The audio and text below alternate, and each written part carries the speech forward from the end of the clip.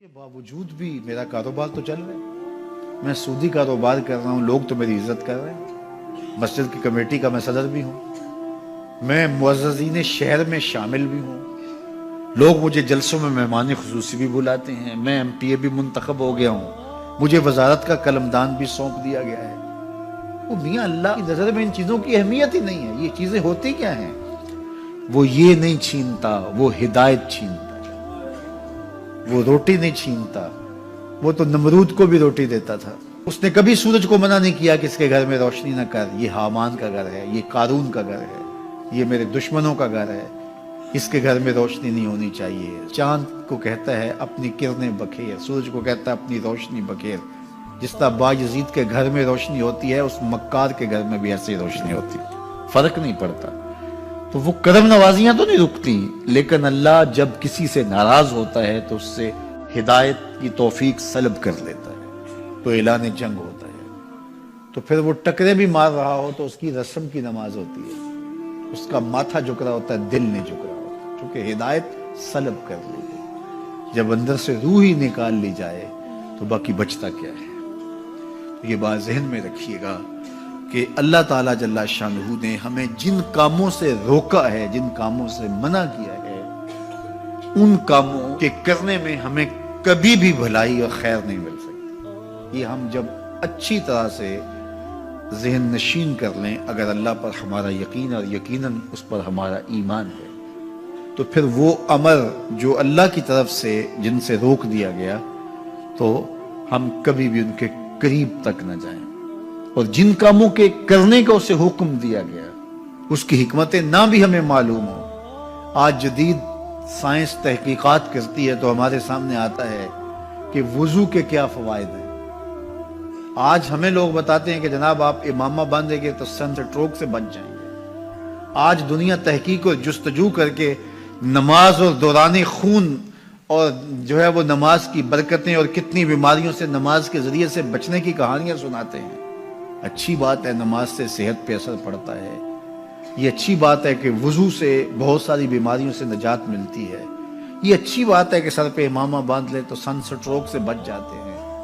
یہ اچھی بات ہے کہ آپ روزہ رکھتے ہیں تو کینسر جیسے امراض سے آپ کا بچاؤ ہوتا ہے. یہ اچھی بات ہے کہ فلاں عمل کرتے ہیں تو فلاں ہوتا ہے. لیکن صاحب، ہم سن سٹروک سے بچنے کے لیے امامہ نہیں باندھتے، ہم محمد عربی کی ادا کے لیے باندھتے ہیں. دوران خون کے لیے نماز نہیں پڑھتے، ہم رب کے حضور سجدہ ریزی کے لیے اس کے حضور اپنی نیاز مندیوں کا سر جھکاتے ہیں. تو حکمتیں بھی ہیں، وہ برکتیں ذیل میں آتی ہیں. تو یہ بات ذہن میں رکھیے گا. غزنوی کا وزیر اس سے حسد کرتے ہوتے تھے کہ اس میں کیا خصوصیت ہے کہ بادشاہ اسی کو اہمیت دیتا ہے. ایک دن بادشاہ نے کوئی تربوز کاٹا، کوئی خربوزہ کاٹا یا کوئی اور ایسی چیز تھی، تو جس کو بھی دیا تو وہ کڑوا تھا، تو اس نے چوہی چکھا تو پھینک دیا. اور پھر بلایا یاس کو اور اس کو کاٹ کے اس کی پھانک دی، تو ایسے لطف سے کھانے لگا کہ جیسے اس سے لذیذ کبھی پھل زندگی میں دیکھا نہ ہو. تو سارے اندر ہنس رہے تھے، ایک دوسرے کو آنکھوں سے اشارہ کر رہے تھے، یہ دیکھو بے وقوف. تو بادشاہ رک گیا اور کہا کہ یاس، یہ جو فروٹ تم نے کھایا ہے یہ میٹھا تھا یا کڑوا؟ کہا بادشاہ سلامت کڑوا. تو کہا پھر اتنے ذوق سے کیوں کھایا؟ کہا کہ اس ہاتھ سے میں نے میٹھی نعمتیں کھائی ہیں، آج کڑوی ملی ہے تو تھوک دوں؟ کہا ایسا نہیں ہو سکتا. تو میاں کڑوا ہو تو وہ بھی قبول کیا جائے، نفس پہ شاک ہو. کڑوی وہ چیز ہوتی ہے جو نفس پہ شاک ہوتی ہے، نفس کرنا نہیں چاہتا، لیکن اس کے باوجود تمہارا دل کہے نہیں، یہ مالک کی طرف سے ہے. سخت سردی ہے، گرمی کی شدت ہے، پانی ٹھنڈا ہے اور موسم سرد ہے، پانی گرم ہے اور موسم بھی گرم ہے، رات کا پچھلا پہر ہے، تھکے ہوئے ہیں، لیکن آپ اس کے باوجود بھی اپنے رب کے حکم کو بجا لاتے ہیں. نفس پہ شاک ہے لیکن سینے میں ٹھنڈ ہی نہیں پڑتی جب اس کے حضور سجدہ ریزی نہیں کر لیتے. تو اس کے حکموں کو بجا لانا اور اپنے نفس کو پیچھے کر دینا اور اپنی خواہشات کے گلے پہ چھری پھیر دینا اور مالک کی رضا میں اپنے آپ کو گم کر دینا، یہی زندگی ہے اور یہی بندگی ہے. تو اس لیے مجھے اور آپ کو اس بات پہ غور اور تدبر کرنا چاہیے کہ ہم اس مختصر زندگی کو اللہ کے احکام کی مطابقت میں گزارنے کا عزم کریں، وہ بات چھوٹی سے چھوٹی ہو یا وہ بات بڑی سے بڑی ہو، وہ احکام ہماری زندگی کے اندر نافذ العمل ہو۔ میں پھر وہ بات کہوں گا جو بار بار کہتا ہوں کہ میرے بزرگ ہم سے کہا کرتے تھے، یہ نہ ہو کہ لوگ تمہیں پوچھیں تم کون ہوتے ہو اور تمہیں بتانا پڑے کہ ہم مسلمان ہوتے ہیں۔ فرمایا کرتے تھے صاحب نہ کسی کو پوچھنا پڑے نہ تمہیں بتانا پڑے، تمہاری وضاحت، تمہارا طرز زندگی، تمہارا انداز معاشرت ایسا خوبصورت ہو، تم دور سے آ رہے ہو لوگ پہچان کے کہیں وہ دیکھو محمد عربی کا غلام آ رہا، تم شکل سے پہچانے جاؤ، تم کردار سے پہچانے جاؤ، تم وعدے سے پہچانے جاؤ۔ کتاب کا نام ہے بشر القیب فی لقاء الحبیب۔ حضور علیہ السلام کی ملاقات کے حوالے سے یہ کتاب امام سیوطی علیہ رحمہ کی مصنفہ ہے۔ اس میں ایک واقعہ انہوں نے لکھا کہ ایک شخص قبر میں اترا اور نکیرین آئے اور انہوں نے سوال و جواب کا سلسلہ کیا، من ربوں کا، ما دینوں کا۔ اچھا، اس کی داڑھی میں چند بال سفید تھے جن کو وہ مہندی لگایا کرتا تھا۔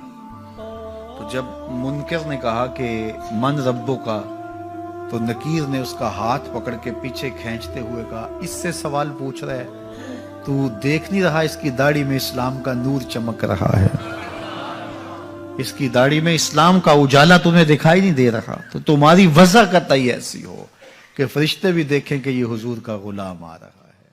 اللہ کے ذکر سے رخ پھیر لے، اللہ کی یاد سے رخ پھیر لے، اللہ کے دین سے اعراض کرے، تو پھر خدا شناسی، قناعت، توکل اور اعمال خیر تو اس سے چھن ہی جائیں گے، اس کو خود فراموشی کے عذاب میں مبتلا کیا جاتا ہے۔ اور قرآن مجید نے ایک دوسرے مقام پہ ارشاد فرمایا وَلَا تَكُونُوا كَالَّذِينَ نَسُوا اللَّهَ فَأَنسَاهُمْ أَنفُسَهُمْ، ان لوگوں کی طرح نہ ہو جانا جنہوں نے رب کو بھلا دیا، وہ بھول گئے، اپنے رب کو بھول گئے۔ غفلت ایسی طاری ہوئی سویر سے لے کر شام تک اور شام سے سویر تک، دنیا اور دنیا ہی مقصد حیات بن گیا۔ دنیا میں آئے کس لیے تھے، مقصد کیا تھا، بھول گئے۔ میلہ دیکھنے کے لیے آئے تھے، گھر کا راستہ بھول گئے۔ اللہ اکبر۔ تو فرمایا تم ان لوگوں کی طرح نہ ہو جانا۔ پھر اللہ نے انہیں سزا کیا دی، رزق کے دروازے بند کر دیے؟ نہیں۔ ان کی سانسیں چھین لی؟ نہیں۔ سورج کو حکم دے دیا اس کے آنگن میں روشنی نہ بھیجنا؟ نہیں۔ چاند کو چاندنی بکھیرنے سے روک دیا؟ نہیں۔ آب و ہوا روک دی گئی؟ نہیں۔ انہیں کیا سزا ملی جنہوں نے رب کو بھلا دیا؟ فرمایا فَأَنسَاهُمْ أَنفُسَهُمْ، اللہ نے انہیں ان کی ذاتوں سے انہیں بے خبر کر دیا۔ جو خدا فراموش ہوئے وہ خود فراموش ہو گئے، انہیں اپنے آپ سے ہی آگاہی نہ رہی۔ اور مجھے بتاؤ، جسے یہ بھی نہ پتا ہو کہ میں کون ہوں، اپنی شناخت جو بھول جائے، اس کے پلے ہوتا کیا ہے؟ اقبال نے کہا تھا نا، اپنے من میں ڈوب کر پاجا سراغے زندگی، تو میرا نہیں بنتا تو نہ بن، اپنا تو بن۔ مجھے بتائیے 6 فٹ کا جوان ہو، قدے رانا رکھتا ہو، اس کی آنکھیں عقابی ہوں، ماتھا کشادہ ہو، رنگ چمک رہا ہو، ہونٹ گلابی ہوں، لیکن اس کی قمیص کے پیچھے گھر کا ایڈریس لکھا ہو کہ کسی کو ملے تو اس ایڈریس پہ پہنچا دے، تو آپ اس کا چہرہ دیکھ کے کہتے ہیں واہ کیا جوان رانا ہے، کیا اس کے ہونٹ گلابی ہیں، کیا نرگسی آنکھیں ہیں، کیا خوبصورت چہرہ ہے، کیا شمشاد قد ہے۔ لیکن اچانک نظر پڑی تو اس کے گھر کا ایڈریس اس کی قمیص کے پیچھے لکھا تھا۔ آپ نے کہا میں نے دور سے دیکھا، اس کا تو توازن عقلی ہی ٹھیک نہیں، یہ تو بیچارہ جو ہے وہ پاگل ہے۔ تو قد کاٹ ہونے کے باوجود گھر کا ایڈریس پیچھے لکھ دیا گیا، تو اب ہر کوئی سمجھتا ہے کہ یہ بیچارہ فہم و ادراک کے نور سے خالی ہے۔